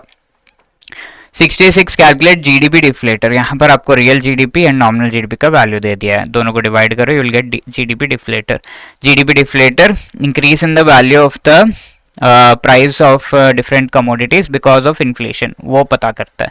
Nominal GDP current prices, present prices के हिसाब से जीडीपी कैलकुलेट किया जाता है, आज के क्या प्राइसेस हैं। रियल जीडीपी कैलकुलेट किया जाता है on the basis of constant prices, ठीक है, कांस्टेंट प्राइसेस इन 2011-12 ये इसके बेसिस पे कैलकुलेट किया जाता है। नाउ जीडीपी डिफ्लेटर की बात करें तो ये nominal GDP by real GDP का रेशियो है, तो 600/300 इस तरीके से कैलकुलेट करने पे 2 आपका वैल्यू आ रहा है, तो 200% जो परसेंटेज टर्म्स में देता है ये जीडीपी डिफ्लेटर, तो B would be the right answer. तो इतना इंक्रीज हुआ है हमारा इन्फ्लेशन के वजह से। Higher and lower limit CRR and SLR, तो सीआरआर एसएलआर, सीआरआर के लिए इनिशियली लिमिट्स थे 3 to 20% इतना of NDTL, net demand and time liability, जो कि सीआरआर एक रिजर्व है जो हम ऑलरेडी डिस्कस कर चुके हैं, इतना था, बट ये दोनों लिमिट्स हटा दिए गए हैं आज के डेट में। एसएलआर के लिए भी लिमिट थे 25 to 40%, ठीक है, तो अभी ये वाला लिमिट हटाया गया, 40% का लिमिट अभी भी अवेलेबल है। तो यहाँ पूछा जा रहा है कि higher and lower limits for CRR, RBI act and its amendment के बाद क्या हुआ है, तो कोई भी लिमिट नहीं है, कोई लोअर लिमिट नहीं है, 40% is the normal limit, so A is the right answer over here as far as CRR SLR are concern. Base year for GDP calculation क्या है, बेस ईयर मोस्टली हमेशा लाइक रियल जीडीपी कैलकुलेट करते हैं 2011 होता है, ऐसे 2011-12 C would be the right answer for GDP calculation. Now next one, calculate borrowings by Indian government if total expenditure, ठीक है, तो एक्सपेंडिचर आपको दिया हुआ है 100 करोड़, टोटल रेवेन्यू जो है 50 करोड़ एंड 70 करोड़ जो है फिस्कल डेफिसिट है। ओके, तो रेवेन्यू 50 करोड़ है एंड ये सब में से अगर हम देखें तो जो भी बोरोइंग्स है उसको भी हम सब्ट्रैक्ट कर देते हैं एंड उसके बाद हमें जो आता है तो जो हमारा एक्सपेंडिचर उसमें से रेवेन्यू हटा देंगे, उसमें से बोरोइंग्स हटाने पे हमें जो वैल्यू आता है that would be the fiscal deficit. ठीक है, तो यहाँ वी कैन से कि बोरोइंग्स कितना है कैलकुलेट करना है, तो ऐसे केस में वी कैन एक्चुअली यहाँ सब्ट्रैक्ट करने के बाद हमारा फिस्कल डेफिसिट कितना बन रहा है, हमारा एक्सपेंडिचर 100 है, हमने जो इनकम कमाया है वो 50 है। ठीक है, अब ये पूरा हमारा फिस्कल डेफिसिट है 50। ठीक है, अब इसमें से ये कहा जा रहा है कि फिस्कल डेफिसिट हमने थोड़ा बोरो करके ही पैसा लेकर आए, 50 में से भी थोड़ा पार्ट जो है बोरो करके लेकर आए, तो वो बोरोइंग्स कितना है बताया जा रहा है। तो एक्चुअली 50 होना चाहिए बट हमारा फिस्कल डेफिसिट 70 दिखा रहा है, यानी कि इतना मनी हमने बोरो करके या वो सब करके हम लेकर आए हैं। तो 70 दिखा रहा है, मतलब 20 रुपीज़ एक्स्ट्रा हमने कहीं कहीं से बोरो किया हुआ है। ठीक है, तो that is what is the borrowings that you have calculated. तो 20 crore B is the right answer। Total expenditure minus total revenue, revenue में से बोरोइंग्स हटा कर हम फिस्कल डेफिसिट कैलकुलेट करते हैं। ठीक है, तो रेवेन्यू हमारा 50 है, 50 minus whatever is the borrowing that if we do and उसके बाद हमें जो वैल्यू आ रहा है तो that will be the fiscal deficit. Right, तो यहाँ पर फॉर्मूला ऐसे ही होगा 100 माइनस ऑफ 50 माइनस बोरोइंग जो भी है B that would be 70 इस तरीके से। ठीक है, minus of minus 100 minus 50 is 50 plus B is equal to 70, so B would be 20 इस तरीके से आ रहा है। ठीक है, that is what is the borrowing। Now the consumer price index, wholesale price index, तो तीन तरह के इंडेक्सेस होते हैं टू एस्टिमेट इन्फ्लेशन, इसमें से दो है CPI एंड WPI जिन्हें मंथली बेसिस पर कैलकुलेट किया जाता है। The third one is the GDP deflator जो हमने ऑलरेडी देख रखा है, इसे क्वार्टरली बेसिस पे कैलकुलेट किया जाता है। ठीक है, तो that is why CPI WPI का frequency is monthly basis, so B would be the right answer. CPI consumer के लेवल पर यानी कि रिटेल लेवल पर इन्फ्लेशन को कैलकुलेट करता है कि प्राइसेस कैसे चेंज हो रहे हैं। सबसे बड़ा कंपोनेंट सीपीआई में फूड एंड बेवरेजेस का है। डब्ल्यूपीआई होलसेल लेवल पर कैलकुलेट करता है कि चेंजेस इन प्राइस क्या है, एंड इसका सबसे बड़ा कंपोनेंट मैन्युफैक्चरिंग प्रोडक्ट्स होते हैं। ठीक है, तो इस तरीके से so B monthly is the right answer. No next one if we see in which phase of business cycle following characteristics are observed. ठीक है, बिजनेस साइकिल के चार मेन फेजेस होते हैं। The first phase is the boom phase, जहां पर GDP का जो डिमांड है इन द इकोनॉमी वो इंक्रीज करते जाता है। अब ये डिमांड जब फॉल करने लगता है, this is called the boom phase. Demand fall करने लगता है, this is the recession phase. अब ये फॉल कर करके नेगेटिव में चला गया तो this is the depression phase, and यहाँ से जब राइज होने लगता है this is the recovery phase. ठीक है, तो ये कैरेक्टरिस्टिक्स कौन से पर्टिकुलर फेज में आपको देखने को मिलते हैं, तो एक्सट्रीमली लो यानी कि एक्सट्रीमली लो डिमांड होता है ड्यूरिंग द डिप्रेशन फेज। ठीक है, comparatively lower inflation at that time, तो depression phase B would be the right answer. Extreme condition होता है डिप्रेशन फेज में। Then which among the following, velocity of money का सही फॉर्मूला यहाँ पे पूछा हुआ है, so we have already done nominal GDP by broad money, B would be the right answer. ठीक है, now module C, which among the following is the maximum denomination of rupee in India. Rupee का maximum denomination, fact based question. India में RBI act and जो note printing related acts हैं उनके हिसाब से 10,000 जो है वो हमारा मैक्सिमम डिनोमिनेशन है which can be issued by RBI. ठीक है, fact based question, nothing much to discuss. EXIM bank के फंक्शंस क्या है? EXIM bank exports and imports को प्रमोट करना चाहता है। इसके लिए चाहे इंडियन हो या फिर फॉरेन एंटिटी हो, किसी को भी लोन या सर्विस प्रोवाइड करना है तो इट विल डू दैट। तो export and import from India support करता है और ऑल्सो फाइनेंस करता है from other countries. Yes, export import machinery lease hire purchase का भी प्रोवाइडिंग रीफाइनेंस सर्विसेज। जो बैंक्स इस तरीके से एक्सपोर्ट इंपोर्ट के जो डिफरेंट एंटिटीज हैं उनको लोन दे रहे हैं तो उनको भी रीफाइनेंस एग्जिम बैंक करता है। तो all of the above D would be the right answer. ठीक है, I hope this question is clear. Next with respect to shadow banking, यहाँ पे क्वेश्चन पूछा हुआ है। तो बैंक्स बैंकिंग एक्टिविटी, डिपॉजिट लेना, लोन देना, ये करते हैं, बट उनके ऊपर रेगुलेशन है आरबीआई का। बट एनबीएफसी सेम एक्टिविटी करते हैं, बट उनके ऊपर कोई भी रेगुलेशन नहीं है, सो दे essentially perform shadow banking. Without regulation, they are performing the banking activity. It is credit intermediation involving entities activities outside the regular banking system. Yes, activities such as securitization, securities lending, repo transaction, ये सब आ जाते हैं इसमें। Shadow banking entities could be covered under the broad heads of money market fund, credit investment fund, hedge fund. Yes, okay, so 1, 2 and 3 D would be the right answer. Now apart from that, section 17 of RBI act में किस चीज से related है ये पूछ लिया गया है, तो काफी थोड़ा डीप क्वेश्चन हो गया ये। तो बिजनेस जो भी परमिटेड है to be conducted by RBI, वो सेक्शन 17 ऑफ आरबीआई एक्ट में दिया हुआ है। यू टेल मी कि section 42 of RBI act and section 49 of RBI act में क्या क्या चीजें दी हुई हैं। Do you remember? 42 में आपको सीआरआर रिलेटेड प्रोविजंस है, 49 में बैंक रेट रिलेटेड प्रोविजंस दिए हुए हैं। ठीक है, these are the things. Provisions of SLR ये मैं ऑलरेडी बता चुका हूं आपको कौन से एक्ट में कहां पर। तो section 24 of RBI act, isn't it? No, section 24 of banking regulation act में आपको ये प्रोविजन देखने को मिलेंगे। D is the right answer. Now, which among the following is correct with respect to urban cooperative bank? Urban cooperative banks ज़्यादातर merchant banking में engaged होते हैं।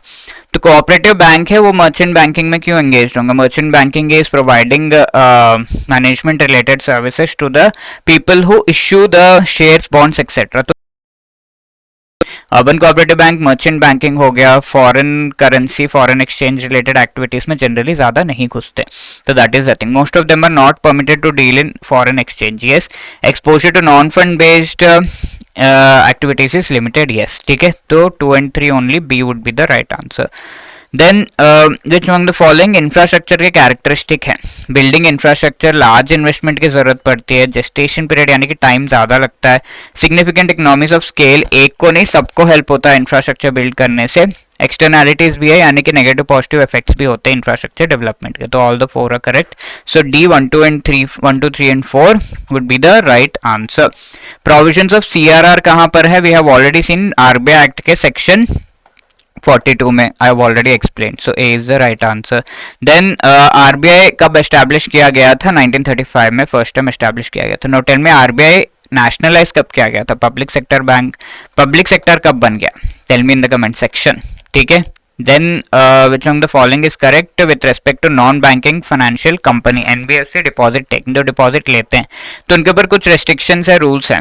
NBFCs are allowed to accept and renew public deposit for a period of 12 months and maximum of 60 months. They cannot accept deposits beyond deposits repayable on demand. ठीक है, demand deposit नहीं ले सकते, खाली ये टाइम डिपॉजिट ले सकते हैं।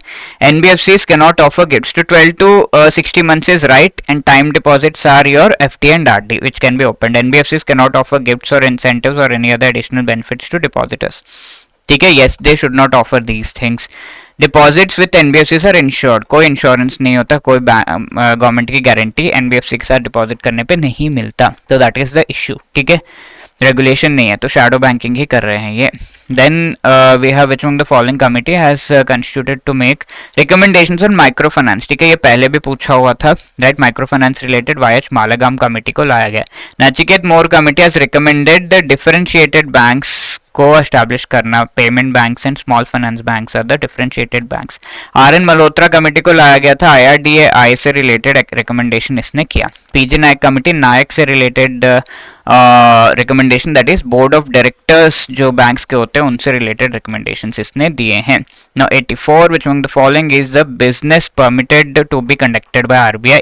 ठीक है, RBI कौन सा बिजनेस कर सकता है? Acceptance of deposit without interest from central, state government, bank, local authorities, purchase selling of foreign exchange securities, rediscounting bills, granting loans to the banks, accepting of money as deposit repayable with interest from banks or any other, money accept करना, standing deposit facility वगैरह scheme के through. तो all of these are the business permitted to for RBI to be done, and ये section 17 of RBI Act में दिया हुआ है। So D is the right answer. Now which among the following are the functions which a bank is permitted to perform as per section 6? ठीक है, तो borrowing, raising, taking up of money, lending, advancing of money इधर again security, without security, granting and issuing letter of credit, travellers cheques. ठीक है, तो ये सारे ही एक्टिविटीज बैंक्स permitted है to do as per section 6। अब section 5B of banking regulation act अगर आप देखो तो इसमें बैंकिंग को डिफाइन किया गया है। 5C of banking regulation act देखो तो इसमें बैंकिंग कंपनी को डिफाइन किया गया है। ठीक है, तो इस तरीके से है, तो ये तीनों ही चीजें हैं। So D would be the right answer 1, 2 and 3। Now apart from that WhatsApp payment, ये किस चीज का एग्जाम्पल है यहाँ पर पूछा जा रहा है। ठीक है, तो व्हाट्सएप की बात करें तो WhatsApp is a social networking related एक ऐप है। इसका main M payment services provide करना नहीं है। तो ऐसे जो एंटिटीज होते हैं लाइक गूगल पे हो गया, व्हाट्सएप पे हो गया, तो ये सारे टेक्नोलॉजी रिलेटेड एस्टैब्लिश किए गए थे, but they are also providing financial services, so they are called techfins. ठीक है, टेकफिन कंपनी बी। इसी तरीके से कई सारे ऐसे फोन पे एंड पेटीएम ये सब है जो फाइनेंशियल सर्विसेज बेसिकली प्रोवाइड करने के लिए एस्टैब्लिश किए गए थे by using the technology, so they are called the fintech. Neo banker digital only bank as against SBI. SBI का फिजिकल ब्रांचेस भी है, डिजिटल सर्विसेज भी है। ठीक है, तो नियो बैंक है डिजिटल ओनली। एंड इनमें से किसको buy now pay later entity बोला जाता है? Can you just tell me in the chat box, इनमें से किसको BNPL buy now pay later entity कहा जाता है? Which among the following is functions of IDBI, industrial development bank of India? Name tells की आईडीबीआई इंडस्ट्रीज को develop करने से रिलेटेड हेल्प करता है। ये डायरेक्ट लोन्स भी प्रोवाइड करता है सिक इंडस्ट्रीज को, जो इंडस्ट्रीज डूबने वाले हैं उनको बेटर कंडीशन में लाने में हेल्प करता है। एंड रीफाइनेंस भी प्रोवाइड करता है। कोई बैंक ने ऐसे इंडस्ट्रीज को लोन दिया हुआ है तो उसको रीफाइनेंस करने का काम भी आईडीबीआई का है। Coordinate activities of other development financial institutions providing term finance the industrial sector and to act as an apex institution. Yes, refinance financial institution loans जिन्होंने दिया हुआ है to industries, yes, to provide refinance to scheduled banks, yes, technical and administrative assistance industries को provide करना, yes. 1, 2, 3 and 4 D would be the right answer. Now 88 यहाँ पर which among the following is correct with respect to NBFC 1997 में जो RBI act में amendment किया गया। तो पहले आरबीआई एनबीएफसीज को रेगुलेट नहीं कर सकता था, तो आरबीआई अब कुछ फंक्शन जो एनबीएफसीज के हैं उन्हें रेगुलेट कर पा रहा है। तो वो अमेंडमेंट 1997 में आरबीआई एक्ट में किया गया था। एनबीएफसी इसके साथ इस अमेंडमेंट में क्या एडिशंस किए गए हैं? सेक्शन 3B आरबीआई एक्ट है, उसमें एडिशंस किए गए थे। Financial institution which is a company, yes, ठीक है, एनबीएफसी का फुल फॉर्म। ये नॉन बैंकिंग यानी कि बैंक जैसा एक्टिविटीज कंप्लीटली तो परफॉर्म नहीं कर सकता, बट एक फाइनेंशियल इंस्टीट्यूशन है जो कि कंपनीज एक्ट के तहत एस्टैब्लिश किया गया, तो फाइनेंशियल कंपनी से कहा जाता है। Non banking institution which is a company and which has its principal business the receiving of deposits under any scheme और अरेंजमेंट और इन एनी अदर मैनर और लेंडिंग। ठीक है, तो ये है प्रिंसिपल बिजनेस से डिपॉजिट रिसीव करना, लोन देना, यही है। तो obviously yes, such other non banking institution class of institutions RBI जो है स्पेसिफाई कर सकता है कि ये इसको भी ऐड करो, तो दैट ऑल्सो। तो 1, 2 and 3 D would be the right answer. तीनों चीजें सही हैं। तो पर्सन इलाहाबाद बैंक 1960 में वो इलाहाबाद बैंक में था, एंड देन आंध्रा बैंक में 1975 में आ गया। देन उसका ट्रांसफर कौन से बैंक से कौन से बैंक में हुआ? ओके, तो इलाहाबाद बैंक अगर हम बात करें, if we see the list of these banks, तो इलाहाबाद बैंक 1969 में एक्चुअली पब्लिक सेक्टर बनाया गया है। ओके, 1969 में। अब इससे पहले 1960 में Allahabad bank was a private bank, ठीक है, और आंध्रा बैंक 1980 में पब्लिक सेक्टर बनाया गया, and before that Andhra bank was a private bank. तो essentially private to private bank ये शिफ्ट किया है इस पर्सन ने, so C would be the right answer. इस तरह के क्वेश्चंस कई बार एग्जाम में आए हैं, so you should remember all these bank nationalization related things. EASE agenda यानी कि जो पब्लिक सेक्टर बैंक से कई सारे उनको कैपिटलाइज किया गया था through by giving money to them कि आप बेटर फैसिलिटीज प्रोवाइड करो इन 2017। अब इसके बाद government of India along with all the bank boards बैठकर कहती है कि आपको पैसे तो दे दिए, अब आपको अच्छा परफॉर्मेंस दिखाना है, and we will rate you through the EASE framework. ठीक है, EASE framework is service related, service provide करने से रिलेटेड ये फ्रेमवर्क। अब इस फ्रेमवर्क में there are two main objectives, ठीक है, जिनको फुलफिल करना है। Clean and smart banking are the main objectives, ठीक है। Ease of access and service excellence, इस फ्रेमवर्क के थ्रू बैंक्स को रैंक किया जाता है कि कैसे वो परफॉर्म कर रहे हैं after the capitalisation. First DFI established in India 1948 में। DFIs are different from banks. Bank actually long term loan देना चाहता नहीं है, देता भी नहीं है, शॉर्ट टर्म लोन्स में ही खेलता है। अब ऐसे में इंफ्रास्ट्रक्चर को फाइनेंसिंग कैसे मिलेगा, because they need long term loan. तो इसके लिए डेवलपमेंट फाइनेंशियल इंस्टीट्यूशन को स्पेसिफिकली बनाया गया so that they give loan to the long term projects, ठीक है। तो ऐसा फर्स्ट डीएफआई कौन सा था 1948 में? It was IFCI. आईडीबीआई को लाया गया था in the year 1964, ICICI came in 1955 and आज के डेट में only DFI that is existing is this NaBFID जो 2021 में लाया गया था। तो A is the right answer. And the years क्यों बताया मैंने? Because they are important. Which among the following were established by IFCI? Management development institute, ICRA, TFCI, RGVN, ठीक है। तो इन चारों को ही आईएफसीआई ने बाकी इंस्टीट्यूशंस के साथ मिलकर एस्टैब्लिश किया है, ठीक है। You can C management development institute, ICRA, tourism finance corporation, राष्ट्रीय ग्रामीण विकास निधि, ठीक है। तो ये थोड़ा डीप क्वेश्चन हो गया ऑब्वियसली, ठीक है, but you can guess in the exam अगर नहीं पता है, बिकॉज नेगेटिव मार्किंग तो नहीं है।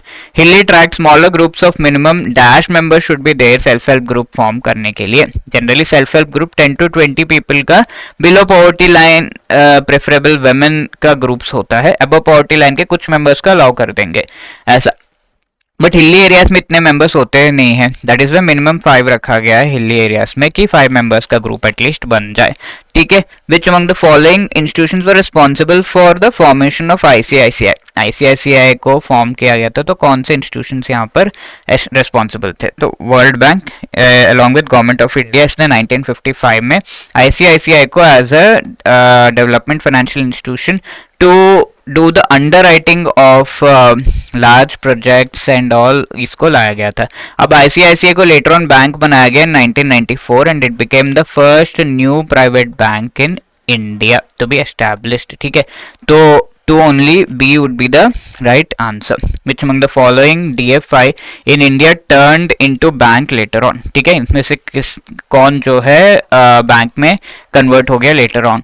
तो आईसीआईसीआई हो गया, नैपफिड अभी नहीं हुआ है, आईडीबीआई भी पहले डीएफआई था, बैंक में कन्वर्ट हो चुका है। तो 1 and 3 only, C would be the right answer. NaBFID भी शायद फ्यूचर में हो जाए, अभी तो वो नहीं हुआ है कंप्लीटली बैंक में convert. Which among the following committees ने आईआरडीआई का रिकमेंडेशन दिया? इसी जो डिस्कशन में मैंने आपको ऑलरेडी बताया है, that is R N Malhotra committee. Recalling again, Nachiket Mor committee, differentiated banks का रिकमेंडेशन दिया है इसने, payment banks as well as small finance bank. P J Nayak committee, Nayak यानी कि द टॉप जो बोर्ड ऑफ डायरेक्टर्स है उन इन द बैंक्स, उनसे related recommendation. Saras Kaushik committee कुछ नहीं, ठीक है।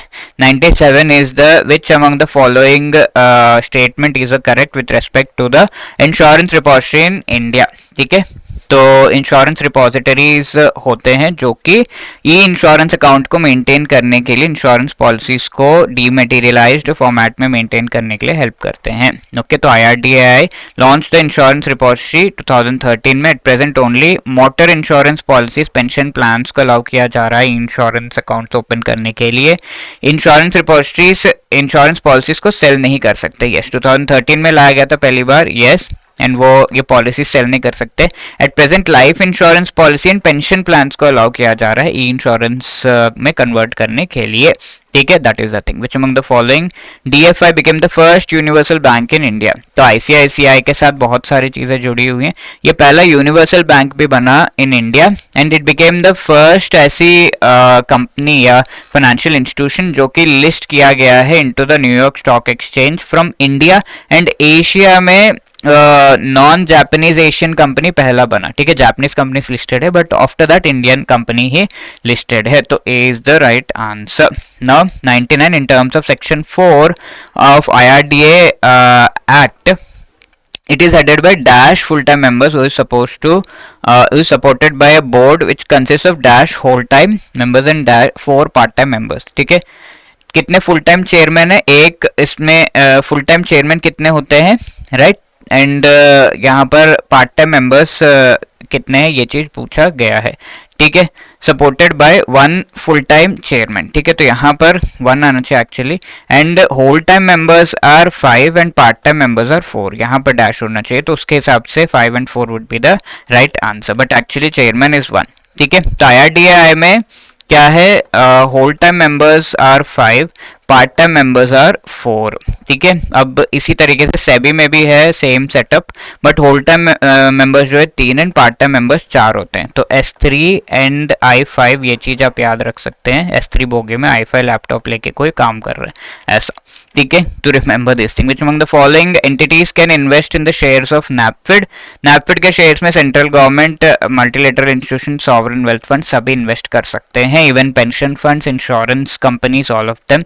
So 1, 2 and 3, D would be the right answer. Which one of the following is correct with respect to RBI guidelines on NBFC? It is mandatory for NBFCs to obtain certificate of registration from RBI. Requires deposit taking NBFCs to maintain a certain percentage assets in unencumbered approved securities.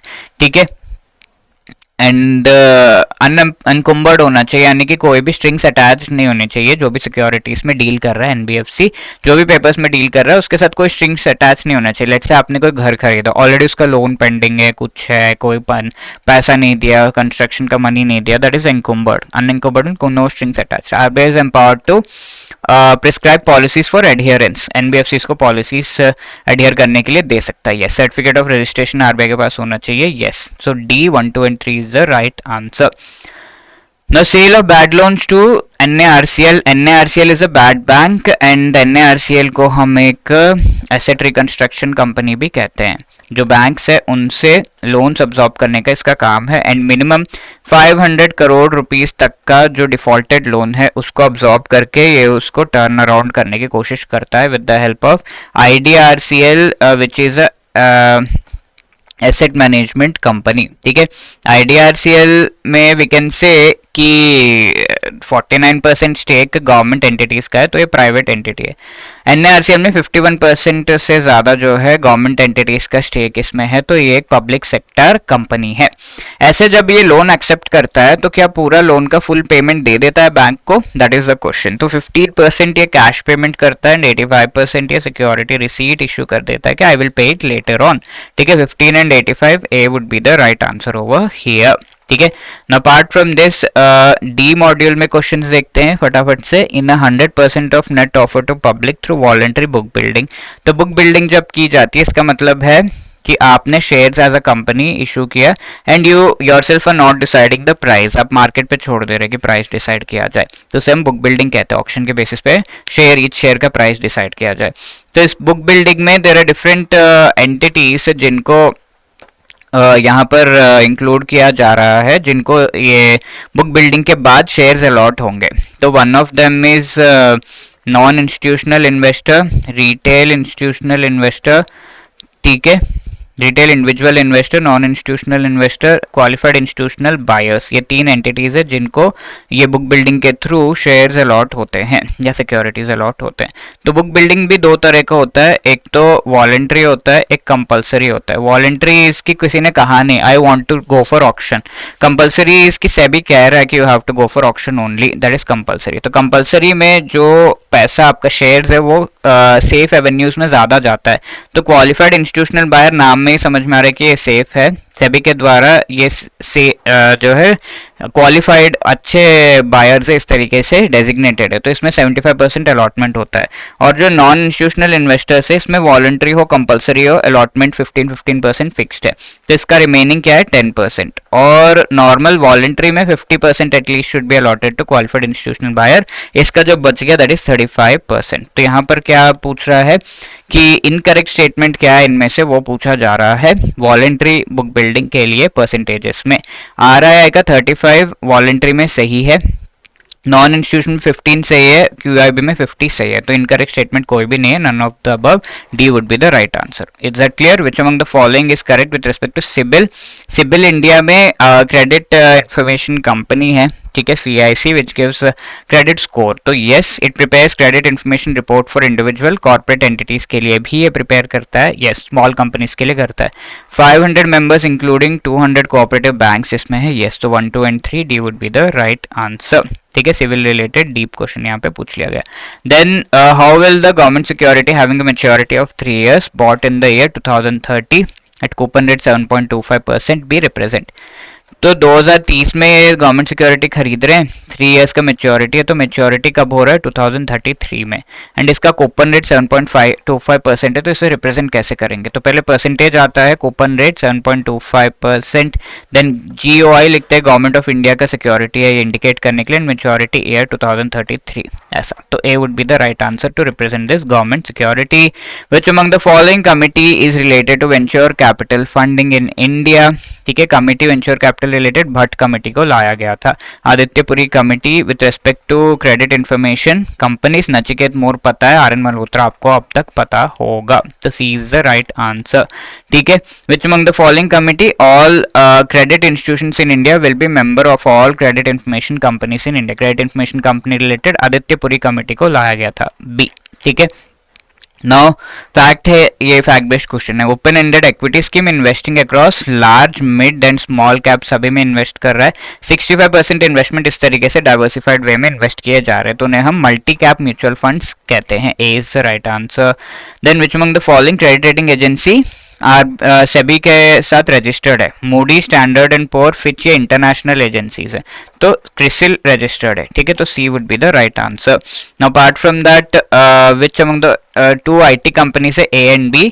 A ने जो है पैसा बोरो करके कोई software लिया है, B ने lease पे वो सॉफ्टवेयर लिया है, तो किसका डेट इक्विटी रेशियो बेटर होगा और किसमें इन्वेस्टर्स इन्वेस्ट करना चाहेंगे? ठीक है, ये चीज पूछा जा रहा है। 2 IT companies while firm B takes it on lease, ठीक है, who wants to buy machinery will have better debt equity ratio। debt equity ratio जितना कम हो उतना अच्छा होता है, तो यहाँ पर अगर हम देखें A का अगर पहले 1:1 डेट इक्विटी रेशियो है, इसने लोन लिया तो ये 1 का वैल्यू इंक्रीज हो जाएगा, 2 हो जाएगा लेट्स से, तो 2:1, तो ये बढ़ गया, this is not a good date equity ratio.